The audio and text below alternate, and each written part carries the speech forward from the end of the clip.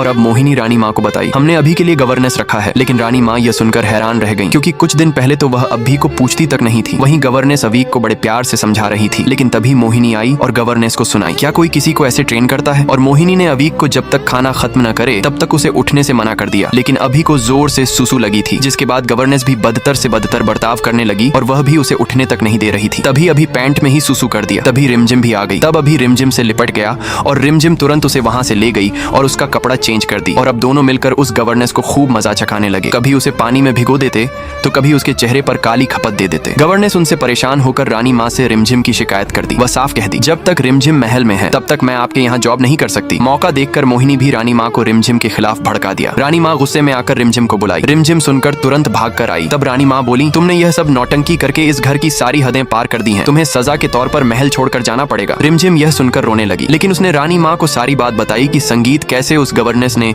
अवीक के साथ बदसलूकी का व्यवहार किया। तब रानी माँ का गुस्सा थोड़ा ठंडा हुआ। लेकिन अब अवीक आकर रानी माँ से पराये जैसे बर्ताव करने लगा। रानी माँ उसे पास बुलाने वाली थी, तभी अवीक ने उन्हें रोक दिया, जिसे देखकर रानी माँ को बहुत बुरा लगा। अब आगे क्या होगा देखने के लिए हमारा चैनल सब्सक्राइब करें।